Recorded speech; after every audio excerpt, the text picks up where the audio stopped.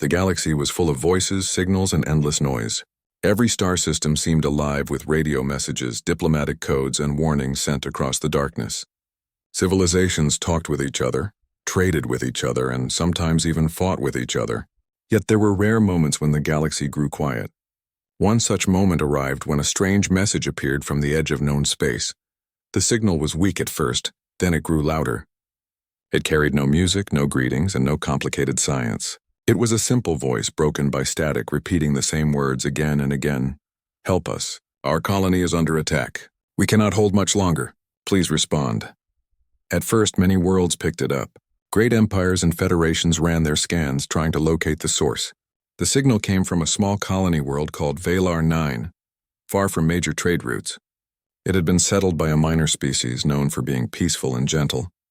They had built farms, homes, and families there. But now they were crying out for rescue. The strange thing was not the message itself. Distress calls were common in space. Pirates raided.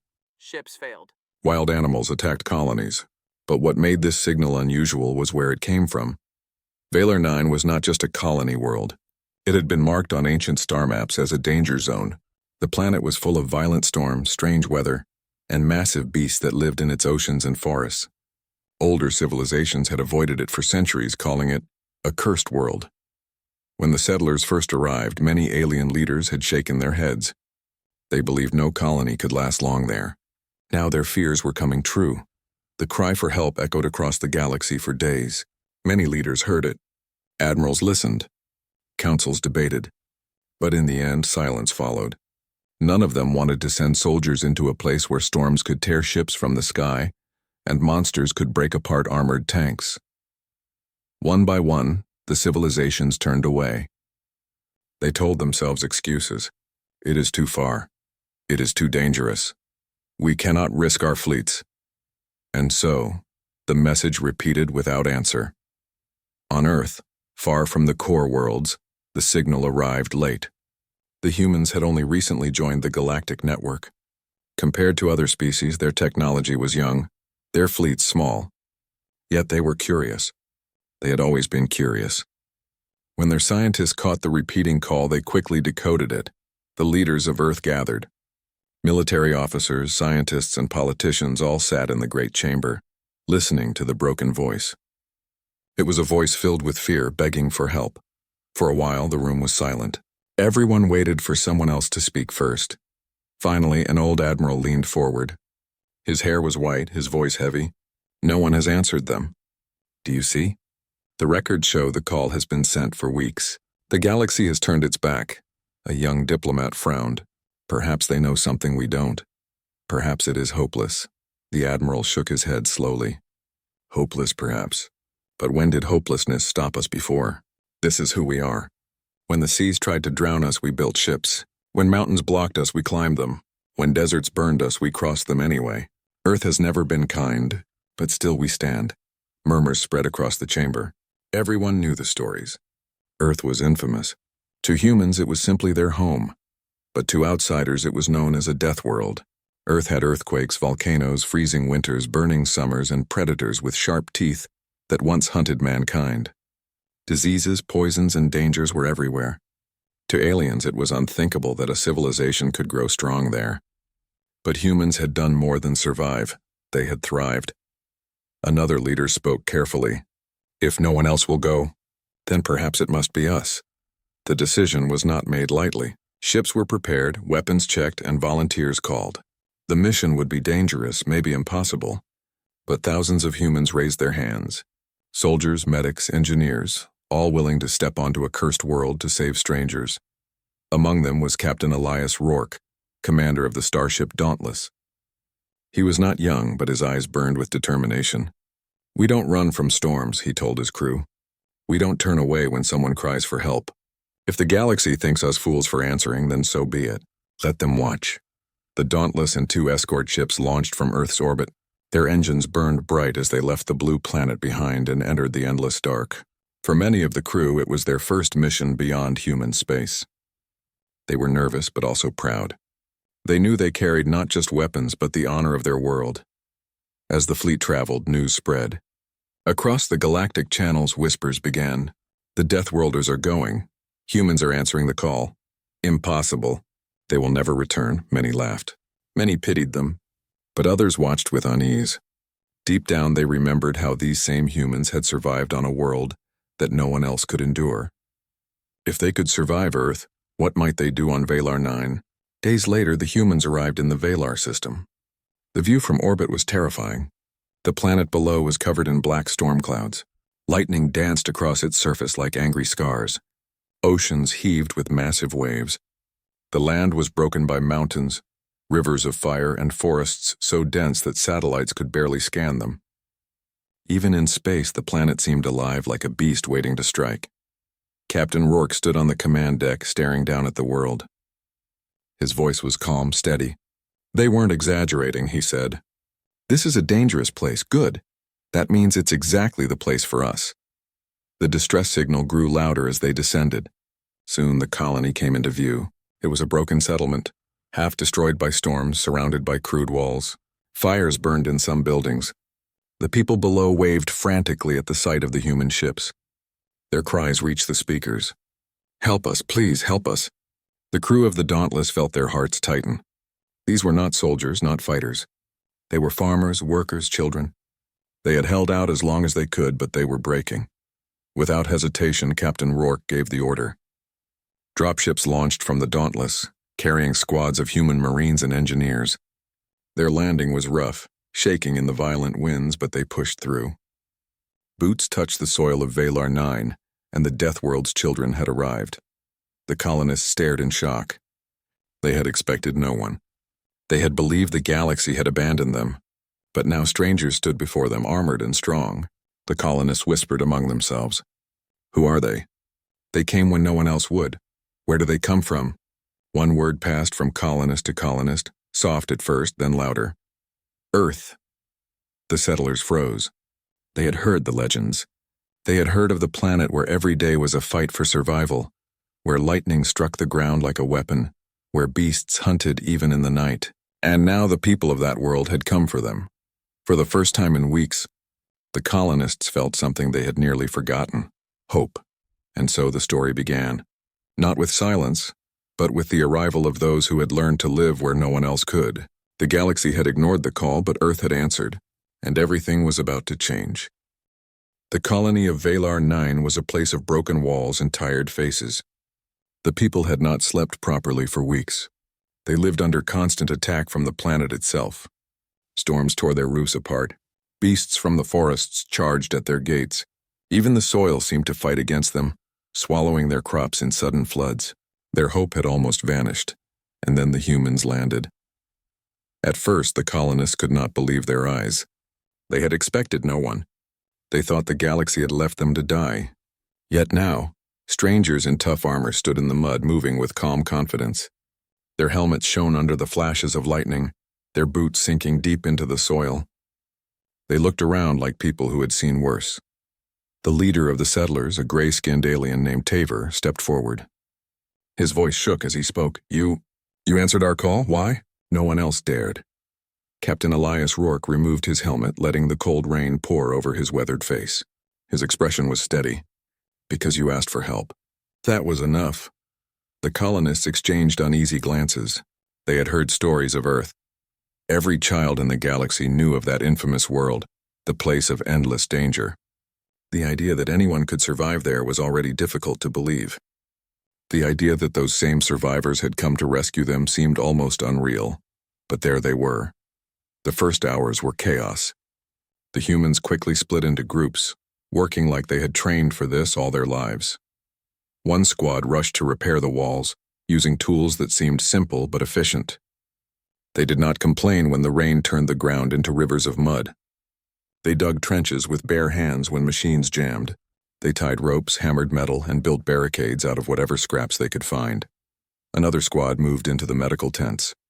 They checked on the wounded settlers, cleaning wounds and setting bones with careful hands. Their doctors did not flinch at the strange biology of the alien colonists. They adapted quickly, asking questions, finding patterns, and using what little supplies they had. Meanwhile, Captain Rourke walked among the colonists, listening. They told him of the storms that ripped apart their homes, They spoke of the beasts that came in the night, massive creatures with claws like blades and hides thick as stone. The colonists had tried to fight, but their weapons were too weak, their courage fading. Rourke nodded to each story without fear. To the settlers it was terrifying. To him it was familiar.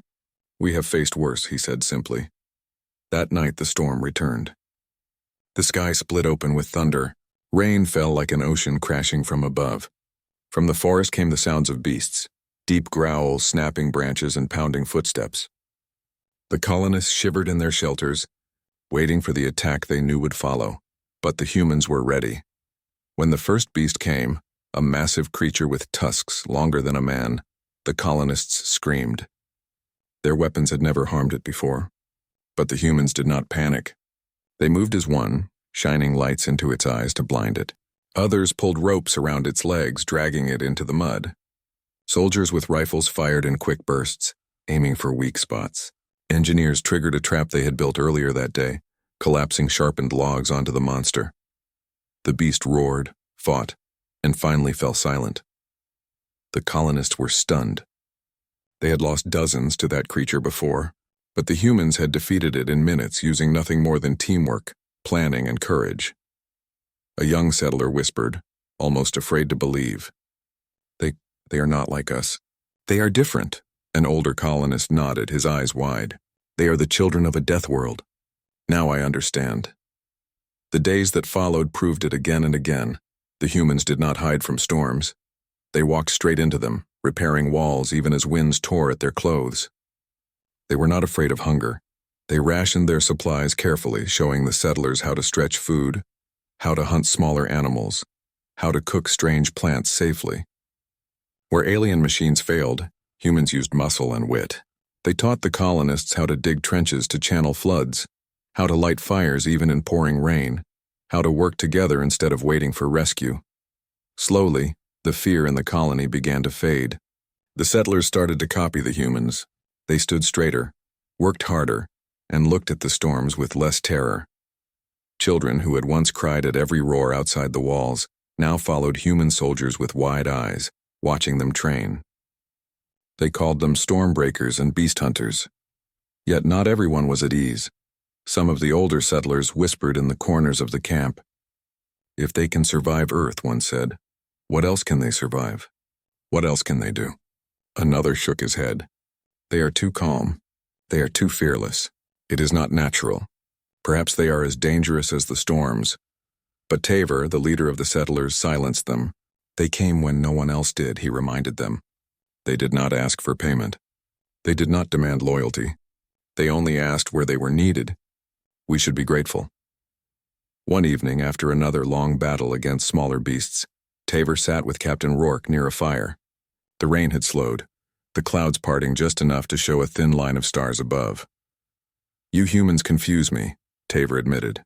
"Every other species I know avoids danger when they can. But you walk into it," Rourke smiled faintly. "It is because we were born into it. Earth is not easy. From the beginning, we had to fight storms, hunger, and predators. We learned to bend, not break. We learned to adapt. Danger is not something we avoid, it is something we expect. And when we face it together, we survive." Taver looked at him for a long moment, then nodded slowly. "Perhaps that is why the galaxy calls your home a Deathworld.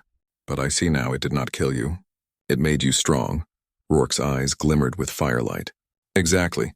Earth taught us that life is not safe, but it is worth defending. That is why we came."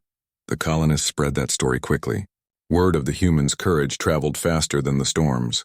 Soon, whenever danger came, the settlers did not say, "We will die." Instead, they said, "The Deathworld's children are with us." But the dangers of Valar 9 were far from over. Strange tremors began shaking the ground. The beasts grew bolder, gathering in larger numbers. And the storms seemed almost guided, striking at the colony with unnatural precision. The colonists began to fear again, wondering if the planet itself was cursed. But the humans stood firm. Captain Rourke gathered his people and spoke clearly. "This world is testing us, but we will not fail. We will show it what Earth has already shown us, that nothing can break those who refuse to bend." The colonists cheered, their voices echoing in the stormy night. For the first time since the call for help had been sent, They truly believed they might survive. And so, the legend of the Deathworld's children grew, not as monsters, not as threats, but as protectors, beings forged by a harsh planet who now used that strength to shield others. But deep in the shadows of the forest, larger shapes moved. Eyes like burning coals watched the colony. The real trial of Valar 9 was still coming, and even the humans had yet to see the full danger of the cursed world. The days on Valar 9 stretched like endless battles. Each sunrise brought new threats, and each night carried fresh terrors. For the colonists, life had always been fear. Fear of storms, fear of beasts, fear of the ground breaking beneath them. But for the humans, it was a test, one they refused to fail. The colony's walls were stronger now, patched with human engineering and stubborn effort. Trenches surrounded the settlement, guiding floodwaters away instead of letting them drown crops. Watchtowers had been built from scrap metal, giving early warnings when danger moved in the forests. Still, no one doubted that worse was coming. It arrived one gray afternoon. The ground shook with heavy tremors. Birds fled from the trees, their cries echoing like alarms. Colonists froze where they stood, terror growing in their eyes. They knew this rhythm. They had heard it before. "Storm beasts," whispered a farmer, dropping the tools in his hands. The word spread quickly. Storm beasts, larger than houses, covered in scales, moving with the fury of nature itself. Whenever they appeared, walls fell, homes burned, and lives were lost. The settlers had prayed never to face them again, but the humans did not pray. They prepared. Captain Rourke climbed the wall and stared into the forest. The trees shook as something massive pushed through. His voice was calm, steady. "They're coming. Everyone to their positions." The first beast appeared, breaking through the trees with a roar that rattled the air. Its body was huge, its tusks like curved swords, its hide thick as stone. Behind it, more followed, 3, 4, then 5 storm beasts. The colonists panicked, some rushing to hide. But the humans stood their ground. Sergeant Vale, one of Rourke's officers, shouted orders. "Traps ready. Weapons aimed. Don't waste shots, wait for the signal." The storm beasts charged, their footsteps shaking the earth like thunder. Lightning flashed above, turning the battlefield into a nightmare of sound and fury. And then the humans acted. Explosives hidden in the trenches erupted, blasting mud and fire upward. One beast stumbled, crashing into another. Sharp stakes driven into the ground pierced at least one of their legs. Soldiers fired rifles, not wildly, but with precision, aiming for joints, eyes, soft gaps in the armored hide. The colonists watched in disbelief. This was no chaotic defense. This was a plan, but the storm beasts were not so easily stopped. One slammed into the wall, shaking it apart. Colonists screamed as stones fell, but human engineers rushed forward, pushing people back and bracing the damaged sections. Another beast swung its tusks, flinging aside barricades. A squad of Marines ran directly toward it. They hurled ropes around its head, digging their boots into the mud to pull it off balance. The monster roared, dragging them like leaves in the wind, but they held on, buying precious time for snipers to target its exposed neck. The fight was brutal, the air filled with rain, fire, and roars. Yet the humans never retreated. Even when a beast knocked them down, they rose again. Even when their weapons jammed, they switched to knives, hammers, even bare fists. To them, survival was not luck. It was effort. Captain Rourke himself led a charge against the largest beast. It towered above the others, lightning flashing off its tusks. The colonists thought he was mad, running toward such a monster with only a rifle in hand. But Rourke was not alone. His squad surrounded the beast, distracting it with lights and noise. Rourke climbed a shattered tree, launching himself onto the beast's back. His rifle fired point-blank into a softer patch near its neck.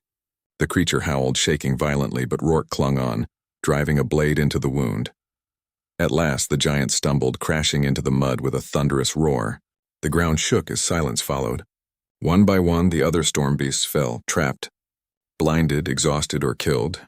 When the last one collapsed, the battlefield went quiet except for the pounding rain.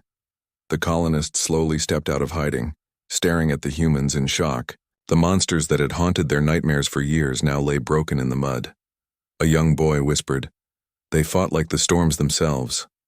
An old woman added, her voice trembling, "No, the storms fight like them." For the first time, the settlers cheered. Their voices rose above the thunder, chanting the word they had begun to use for their saviors. Deathworlders. Deathworlders. But Captain Rourke raised his hand, silencing the celebration.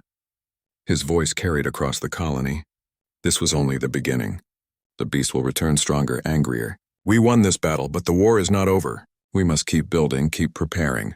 Survival is not one victory. It is every day. The colonists nodded, their cheers fading into determination. They understood now. Living on Valar 9 would not be easy. But with the humans beside them, perhaps it was possible. In the following days, the colony transformed.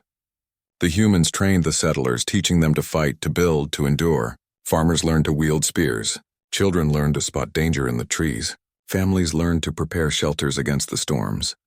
The settlers no longer looked only to the humans for protection. They began to stand beside them. The humans had given them not just safety but courage. Still, the danger grew. Scouts reported more beasts gathering in the forests, as if something was driving them toward the colony. Strange vibrations shook the ground at night, and the storms grew unnaturally violent, striking with eerie accuracy, almost like they were being guided. Sergeant Vale voiced what many feared. This isn't random. Something is calling them. Something deeper. Captain Rourke nodded grimly. He had felt it too. This was not just nature. There was a reason behind the chaos, and whatever it was, they would have to face it soon. One evening, as the colonists and humans repaired walls by torchlight, Taver approached Rourke. His eyes were full of questions. You fight like no one else I have ever seen, Taver said. Why? Why risk your lives for us when the galaxy would not? Rourke looked at the settlers working, hammering, carrying, and smiling despite exhaustion. He spoke softly, because we know what it feels like to be forgotten. On Earth, no one saved us. We saved ourselves, and now we save others because we can. Taver lowered his head in respect. Then perhaps it is not the storms that curse this world. Perhaps it is blessed because you came. That night, as humans and colonists sat around fires sharing food and stories, a distant roar echoed from the mountains. It was deeper, stronger, and more terrifying than any they had heard before. The flames flickered, shadows danced, and silence fell across the camp. The storm beasts they had fought were only scouts. Something larger, something far more dangerous was coming. But the humans did not tremble. They only exchanged firm looks, checking their weapons, adjusting their gear. Captain Rourke stood tall, his voice steady in the fearful night. Let it come. Whatever this world throws at us, we will meet it head on, because that is what children of a death world do. We endure, and we win. The colonists felt their fear turn into fire. They believed him. For the first time, they truly believed they could outlast the storm. But deep in the mountains, the ground cracked and ancient shadows stirred. The real struggle for survival had only begun. The colony of Valar 9 had changed in ways no one could have imagined. Once a frightened, desperate place, it now buzzed with cautious hope. The humans had not only fought the storms and beasts, but they had taught the settlers to fight alongside them. Children practiced running drills, farmers reinforced homes, and engineers crafted ingenious traps and defenses.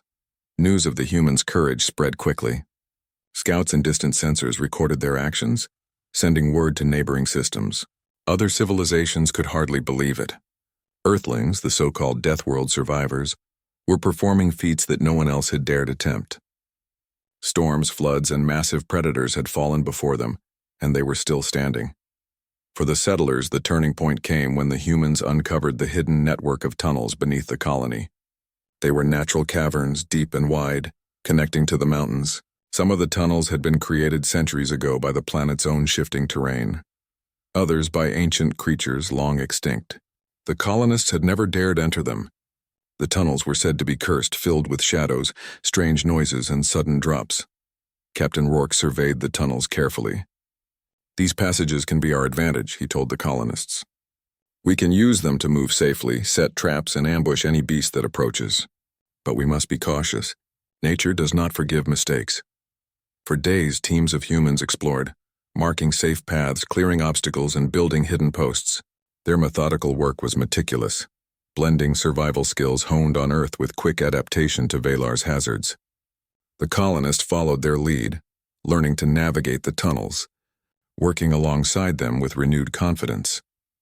While the humans reinforced the colony above ground, Life underground revealed unexpected challenges. Some tunnels were home to small predators, insects that glowed in the dark, and underground rivers that could sweep the unwary away. Humans and colonists alike faced moments of fear. But together they learned to move silently, signal each other, and set traps even in the narrow passages. One night, during a scouting mission, Sergeant Vale's squad encountered a massive underground beast. Its body was long and armored, with glowing eyes that reflected the torchlight. The colonists froze in terror, but the humans did not flinch. They coordinated quickly, using ropes, weighted nets, and strategic fire to drive the creature into a cavern chamber. There it was trapped, unable to escape. The colonists watched in awe as the humans worked. "We would have run," whispered one child. They do not run," another elder nodded. "They survive because they do not fear what we fear. That is their power." The real test came when the storms returned with a force never seen before. Lightning split the sky, winds tore through the trees, and rain fell in sheets, turning the soil into mud rivers. The beasts of the forest attacked in greater numbers, pushed by hunger and instinct. Even the humans felt the pressure, but they fought with strategy. Rourke coordinated teams across the colony and the tunnels. Barricades slowed the beasts. Traps set in advance immobilized the largest predators. Scouts guided the settlers through safer routes, avoiding areas that could collapse under the storm's weight. The colony held. For the first time, it held through a storm of such magnitude. The settlers, exhausted and wet, cheered, realizing the humans had taught them not only to survive, but to thrive in the face of impossible odds. Word of the humans' deeds reached distant alien civilizations. Messages flooded in from observers who had previously ignored the colony's distress. They were astonished. The humans of Earth, this so-called Deathworld civilization, had turned a dying colony into a bastion of survival. "They fight like the storms themselves," said one ambassador in a transmission. "If they can survive Valar 9, what cannot they endure?" Yet many civilizations were cautious, even afraid. The humans were not only strong, they were fearless, adaptive, and clever. They did not rely on technology alone. They relied on instinct, courage, and unity. Observers realized that these qualities made humans unpredictable, almost unstoppable in the right circumstances. Back in the colony, a moment of calm allowed reflection. Taver, the leader, approached Captain Rourke as the survivors gathered in a rebuilt hall. "You have done more than save us," Taver said, his voice filled with gratitude. "You have given us hope. You have shown us that life can be more than survival. It can be courage." Rourke looked at the settlers, some smiling, some still cautious, all learning to stand tall against the storms. "This is only the beginning," he said. "You have learned strength, but the world will test you again. Nature does not rest, and neither do the dangers it sends." Then a distant tremor shook the hall and the lights flickered. All eyes turned to the mountains. From the shadows emerged shapes too large to be ordinary beasts. The ground trembled beneath their steps. Rourke's expression hardened. "The real challenge is coming," he said. "Prepare yourselves. This is what we trained for." And so the turning point was clear. The colonists were no longer victims. With the humans beside them, they had learned to survive, to fight, and to hope. But the most dangerous trial of Valar 9 had yet to arrive. The night grew dark, heavy with the weight of storms. The colony huddled inside the reinforced walls, listening to the distant roars and the shaking ground. Captain Rourke and his team gathered atop the main tower, scanning the horizon. "They are coming," Sergeant Vale said, his voice steady despite the fear creeping in the colonists' eyes. "The real predators of Valar 9, and whatever is behind them." The humans had faced countless threats, but this was different. Something ancient and intelligent seemed to guide the beasts. The storms themselves felt purposeful, as if the planet had grown aware of the colony and decided to strike back. Rourke did not hesitate. "We hold our ground. We fight as we always have. The colony lives because we refuse to yield." The first wave hit at dawn. Massive creatures emerged from the mountains, moving with surprising coordination. Their size dwarfed even the largest storm beasts the humans had fought before. The colonists trembled, but humans and settlers together fought with precision and courage. Explosives, traps, and tunnels were all used strategically. Humans led charges, directing settlers to weak points and guiding them through the safest paths. Every beast that fell was a testament to human ingenuity and courage. Amid the chaos, scouts discovered the source of the strange disturbances. a buried alien device beneath the colony, ancient and humming with unknown energy. It pulsed in a rhythm that seemed to control the storms and draw the beasts. Rourke examined it carefully. "This is the cause," he said. "This is why nothing else survived here. It isn't just nature, it is designed to be lethal, and it wants to kill everything that lives above it." The humans worked without hesitation. Engineers carefully disarmed the device while soldiers protected them from beasts in collapsing tunnels. It was dangerous work, every second bringing potential death. Colonists watched awestruck. "We would have died before even reaching it," whispered one. Rourke nodded. "And that is why we are here. You survive because we survive." At last the device was shut down. The tremors stopped. The storms calmed. The beasts, no longer guided by the energy, scattered back into the wild. Silence settled over the colony. The colonists could hardly believe it. They had been trapped in a nightmare, and the humans had led them out. When word of their success spread through the galaxy, messages poured in.